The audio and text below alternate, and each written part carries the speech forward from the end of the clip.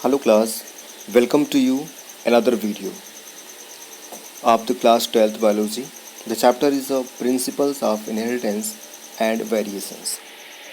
Before this video, class, you have learned about the inheritance, variations, Mendel's laws and monohabit cross, dihabit cross, etc.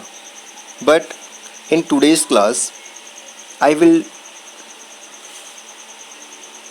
discuss about the chromosomal theory of inheritance. Okay, so let's start this topic.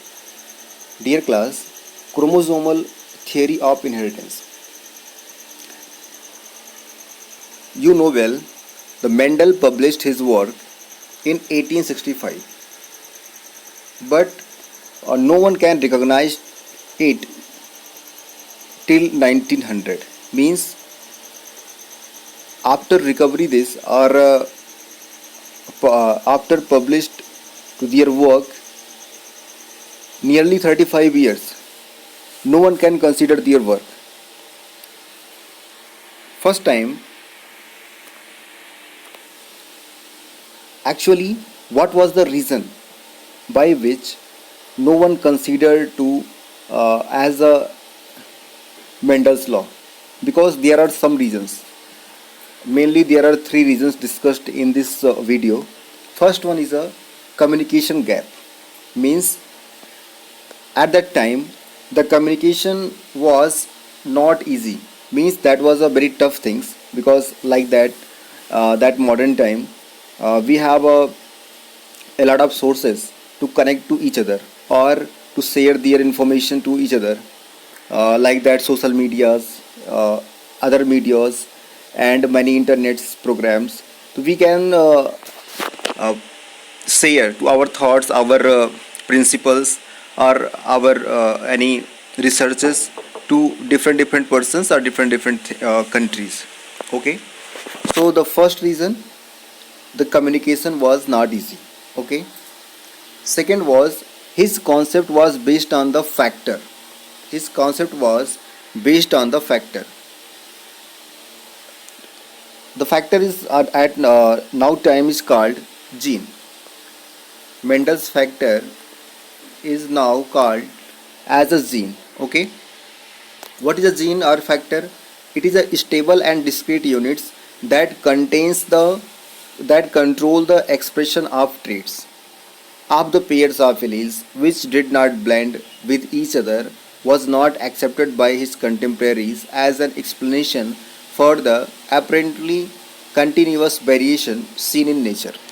So class, the first reason was communication was not easy, and second thing, that the Mendel said that a new thing, that is a factor which now called as a gene.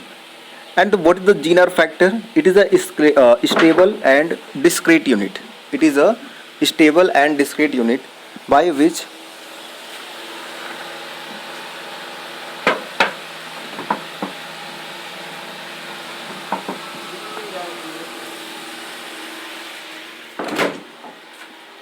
by which uh, the contemporary scientist does not believe, did not believe to how this it happens. Okay, and the third things was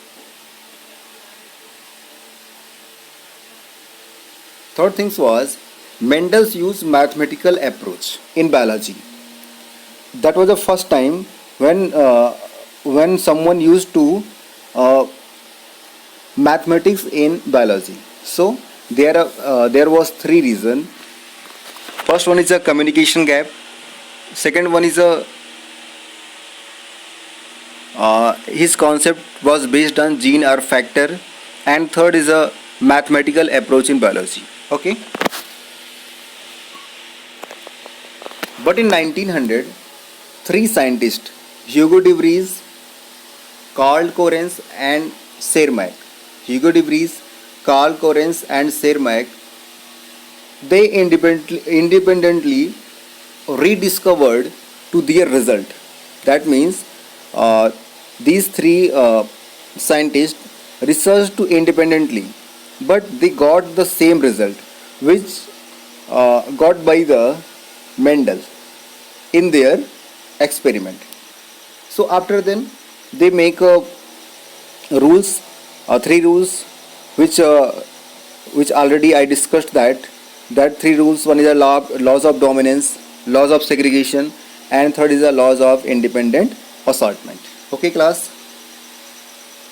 It after 1900, there are a microscope, means advancement of microscopes has been completed or invented, so that it is very easy to uh, see the any images to very large, of a large size, that is we can say that is zooming. It is the occurs in a microscopic system. Okay, class. In 1902, there are two scientists. One is a Walter Sutton and Theodore Baveri.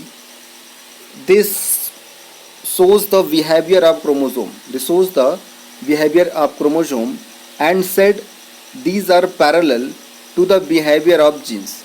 Okay, means behavior of chromosome is just equal to behavior of genes and used chromosome movement. Okay, here this is a figure 5.8, meiosis and germ cell formation in a cell with 4 chromosomes.